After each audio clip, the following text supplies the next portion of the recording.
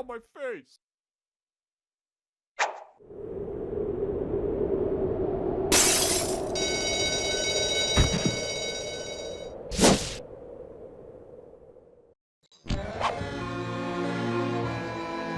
Hey.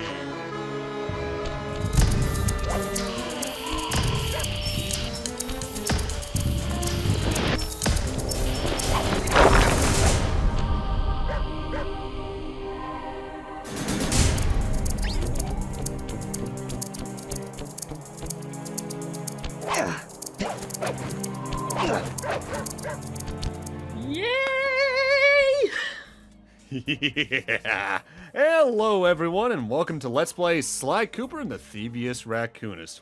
I've been meaning to do this series for a while, technically, but after doing Ape Escape 2 with a certain someone you just heard, I figured, you know what? Screw it. Let's finally do it, because this is the series near and dear to both of our hearts. You bet. Hello, everybody.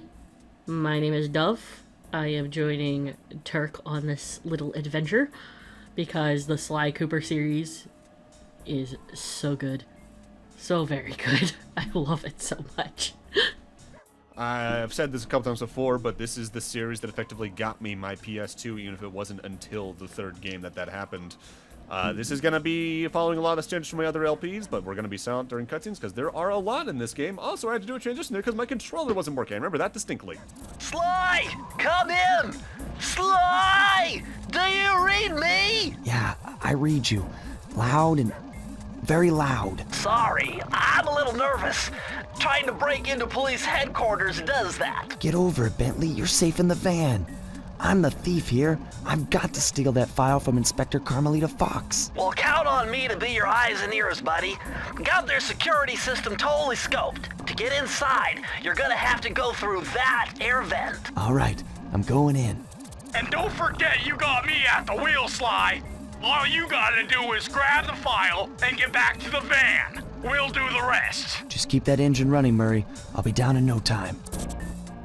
So, Sly as a series is an interesting combination of platforming and stealth. Our large duty is to get through without being spotted if we can, while also grabbing stuff along the way. With that said, they do give you a nice little flat rooftop here at the start just to get used to the controls, figure out how attacking works and all that. If you attack certain things like certain radiators, you actually get some free coin, which isn't going to do a lot besides help you get extra lives, but hey, it's something. And right up here, we got another cutscene. Oh, God! Or I can teleport off the platform. Hey, Bentley, I think I'm seeing things. Must be vertigo or something. Can you see those crazy blue lights? Really? I've read about this.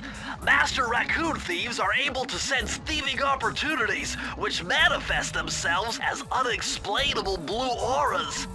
According to my research, all you have to do is get near them and hold down the circle button, and you should perform a super sneaky master thief move. Hold down the circle button near blue auras. I'm on it. Thank God that buttons exist within the universe, otherwise that would make no sense explanation-wise. Yeah, circle button is going to be your be-all, end-all. If you see blue sparkles, it'll do something. If anything, you're going to hit that more than the jump button, I would say, in some cases. It is the mark of the master thief. Be extra careful here, Sly. Break one of those laser beams and you'll set off the alarms. Not to mention, you'll be fried to a crisp. So while this is a stealth game, you don't exactly get directly punished in the level itself, usually, for getting spotted. What'll happen if you get these lasers, for instance, is that the alarm will start blaring, which will get turned off if you destroy the alarm in question like that one. And then the lasers will get replaced by heat beams that will damage you outright. Which will kill you instantly, because in this game, largely, Sly is a one-hit point wonder. There are sort of things that get around that, but we'll talk more about that when we eventually first see one of those items.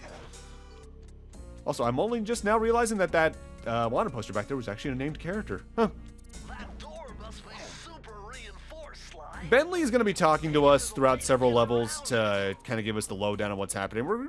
There's sometimes I'm going to let him speak and let him be silent, or let us be silent, rather. But largely, it doesn't matter what he's saying, it's usually just set dressing. Yeah, like he'll just comment on like what we're doing and stuff like that, offering tips and everything. Way to go, Sly! This is where Inspector Carmelita Fox stashes all her important files. I hacked into the police security mainframe and discovered this vault's combo. Try dialing in 937. At least it's not 1, 2, 3. I think, isn't there one of those actually in the game later? Possibly?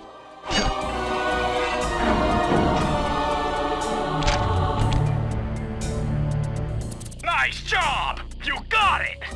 If you come down through the fire escape and head through the parking lot, we'll be waiting in the getaway van. Important files. There's only one. Well, yeah, Sly is the most important thing in her world, clearly. I've always loved the little tag he leaves behind. I just find that little cardboard thing cute. Speaking of... Criminal! You foolish raccoon. I've caught you red-handed. Ah, Carmelita. I haven't seen you since I gave you the slip in Bombay. Which reminds me, you need to return the Firestone of India to its rightful owners. And I was gonna give it to you as a little token of my... Hey, you know, that bazooka really brings out the color of your eyes. Very fetching. You think?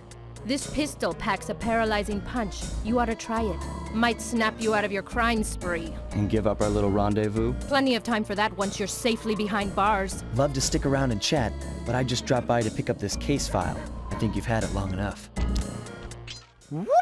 Gotta run because she is aiming directly for you in a lot of these cases whenever she's chasing you down, and she's pretty accurate with her shots. This first little drop down, not so much because she's hitting the rafters we're on effectively more than anything else, but once you're going around here, you need to dodge specifically, otherwise she will hit you and kill you in one shot. Like so!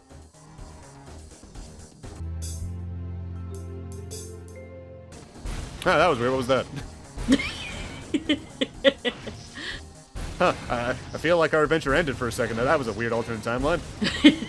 Get in the car and you're golden. You can't escape me, raccoon! The Sly Cooper games do a really good job of introducing the controls. Yeah. Once again, my gang and I had given Inspector Carmelita Fox the slip. I was surprised to see how well she took it. Finally, the secret police file I'd been searching for all these years. With this, I could avenge my family and regain possession of our most valued treasure. It all began when I was just a kid, bouncing on my father's knee. You see, I come from a long line of master thieves who kept all their secrets of sneaking and stealing in an ancient book. The Thievius Raccoonus. Anyone who read it learned to be especially sneaky, which is why we specialized in stealing from criminals. After all, there's no honor, no challenge, no fun stealing from ordinary people. You rip off a master criminal, and you know you're a master thief. Well, on the night I was supposed to inherit the book, 5 visitors came unannounced to our door. My father fought to protect us, but the gang of villains known as the Fiendish Five overpowered him and ransacked our house until they found the Thievius Raccoonus. Our family's manual of thieving greatness fell into their filthy hands. They tore the book into 5 pieces and split it up, each villain disappearing to the farthest corners of the world to commit dastardly crimes. Broken alone, I was dumped at the town orphanage. There I met 2 guys who became my lifelong buddies and trusted crew. Bentley, techno genius and strategist supreme, and Murray, part-time driver and full-time burden.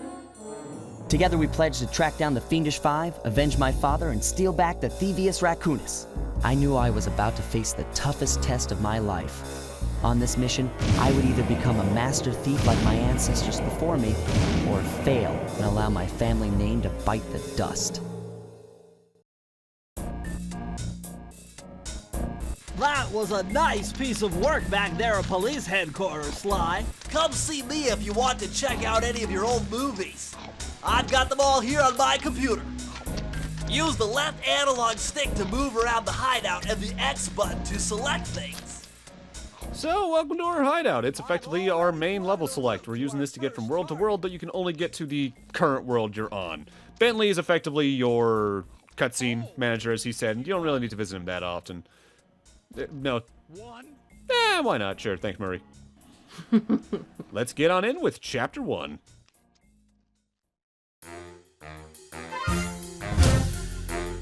The road trip gave me the time I needed to study up on Sir Raleigh the Frog. As a young man, this hot-tempered frog grew bored of his life of luxury and privilege. It's the same On a sound whim, as Sparks he from tried his Spyro. hand at a bit of piracy and found it to his liking. Raleigh, who quickly became addicted to crime, was brought into the Fiendish Five as chief machinist, where his evil tinkering genius rose to new heights. Imagine being so bored of your privileged life that you turn to thievery. I mean, isn't that just subscription services? No. Was off the soggy coast of the Isle o' Wrath, a small island uncomfortably situated in the middle of a perilous Welsh triangle.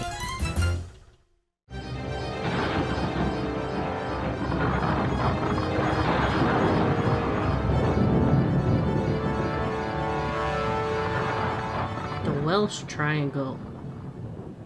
Doesn't he mean... Wait, no. Not Bermuda, right? Nah, they're talking about Wales. We're in England somewhere. Right. My bad. So, welcome to our first actual level. Where I accidentally activate that too soon. Hey, Sly, I just spotted something that's going to complicate the mission. See that nasty-looking gate? It blocks the only road leading into Raleigh's hideout. No problem. I'll just use my climb move. Okay, but remember, you can only climb on certain objects, like pipes and ropes. Yeah, sure, and like that ladder there? That is correct, but do not forget, Sly. You have to get close. Then hit the circle button to grab it. Yeah. Relax, Bentley. I live for this stuff. Yeah, and that's what worries me. Dad's dead. You don't need to be him for me. Oh, Jesus, Sly. That was dark even for you. I actually love their banter so much. It's so good. It's a lot of, like, the humor within the game. Now this is very interesting.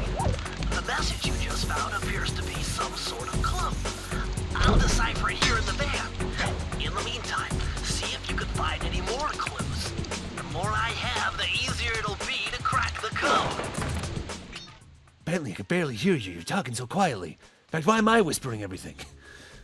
So that there is the main collectible through the game. Every level has a certain amount of hint bottles in it, usually between 15 plus. And if you get them all, you get yourself a power-up somewhere else within the stage. You can tell they're nearby, visually for one thing, but also they do make a distinct clinking sound when you're near one. But if there's a thing you're going to be revisiting levels for in the game, it's probably because you missed like 1 or 2 bottles on average, like these two. Yeah, because for the most part, they are laid out in the levels, like, pretty decently, that, like, if you're exploring everything, you won't miss them, but then some of them are intentionally hidden. Yeah, like just off a view of a camera, or like in front of the screen in a way that's kind of annoying. In a way, they are kind of like crates at times from Crash Bandicoot 1 specifically, or Crash 2. Hold on, Sly. See those searchlights? One careless step, and you'll be subjected to acute combustion. You done whining? Let's go. I'm just trying to keep you alive, partner. Fortunately for you, I launched these signal repeaters throughout Raleigh's fortress. Get close to one, and I can checkpoint your progress. Nice. Like you said, those little photography things are your checkpoints. With that said, this game does have a life system, and if you run out of lives, you're back to your last save, effectively. The game isn't too hard on the average, I'd say. There's only really like 3 or 4 levels that I remember being annoying from playing it as a kid, and those already play kind of differently to the main platforming. But if you know them, well, you know them. Mm-hmm. According to my amphibio positioning system, that big blimp is where Raleigh is hiding out. You know, that blimp looks more like a machine than a hideout. You're right, Sly. That is a storm machine. It's the reason why it never stops raining around here. That explains all the wrecked ships. But why would Raleigh want bad weather at his own hideout 24/7? Beats me. But rain or shine, I'm gonna steal my family's book back. And if Raleigh gets in my way, it's on. I mean, if there's bad weather constantly, then it kind of protects his hideout. Yeah. Now, something I like that Sly 1 here does specifically, that Sly 2 and 3 don't because of the changed structures there. They usually do a pretty good job of having a first level in every world that actually kind of sets up the world's aesthetics and what our goal is pretty quickly.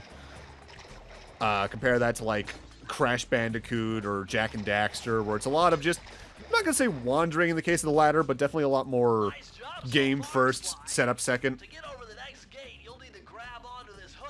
Yeah, and this is why I really like the prologues of, like, or like the very beginnings of the Sly games, because it's a short little level. It just kind of drops you in. There's no like huge exposition or anything, and it gets you used to controls. Yeah, especially the latter thing, because Sly controls well in this game, but he is definitely floaty enough that it can throw off some of your platforming, especially with... Sly has a double jump you can use, which is useful, but it's not exactly good for height. It's better for distance. It's one of those kind of double jumps. And getting used to that is imperative for some of the late game platforming, because there's some jumps you can only make with that reliably. With that said, for one thing I really like about the game, the soundtrack's in general really good, but every single area has effectively a combat variation of its theme, and I love them so much. I love when games do that. One of my favorite versions of that recently was actually 7 Rebirth, because that had every overworld section had its own unique theme, and then there was a combat variation for battle, and the soundtrack is so good. That large vault has got to be somehow related to those clues in bottles you've been collecting. If you can locate all the clues in this area, I should be able to crack the code and get you inside it.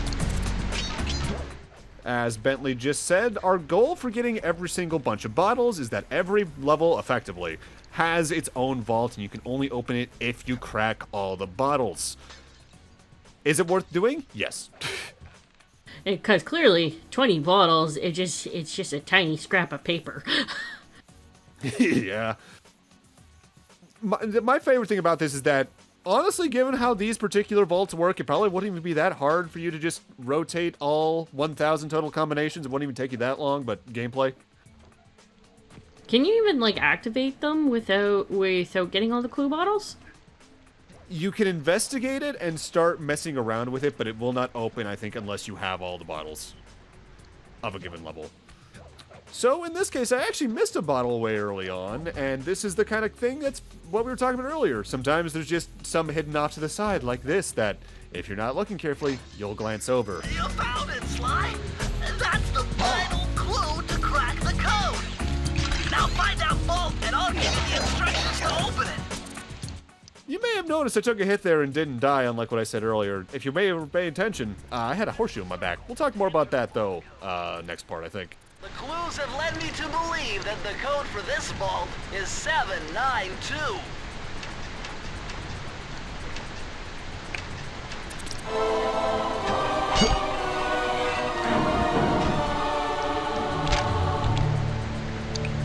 Sly, you found a page from the Thievius Raccoonus. This page teaches old Drake Cooper's fast attack dive move. Press the triangle button to use it. So a large majority of the items we're going to be finding in the saves are special moves that you rotate between using, I think, the L2, R2 buttons and are mapped to triangle. Some of these are really good, some aren't. I'd say this is more the latter. It's an okay attack, but honestly, swinging Sly's cane does well enough for a standard attack to be useful. Something to note, though, a safe doesn't have a set thing in it. The safe upgrades you get for Sly happen in a consistent order. So if you ignored this safe until later, you would get a later item in them. Which is kind of disappointing, because I think it'd be neat to have like a favorite one to go get first and then streamline your stuff in other levels, but at the same time, it's not that big a deal. No. And it's like, I kind of get why that dive move is kind of cool, but I feel like it would just leave you a bit more susceptible to hits. That blimp looks like the most secured location on this boat. If Raleigh's really as smart as his police files suggest, then that's where I'll find him. Wonderful idea, but your plan is flawed. Why? Your face is flawed. Oh, geez, Sly, what the hell's with you today? You're just making Sly and Bentley very, very bitter against each other. Without getting electrocuted, you'd have to destroy that power generator. And to do that, you need 2 more of Raleigh's treasure keys, which are heavily guarded. Interesting. So when are you gonna get to the impossible part? Fine. But I warned you. I've marked the areas you need to hit with holographic markers. Follow them to your objectives. Thanks. Don't mention it. It's your funeral. You wanna be fried raccoon, Sly? Be my guest. I forgot, actually, they are kind of bitter to each other in Sly 1. Huh. Welcome to our first actual open world section of sorts.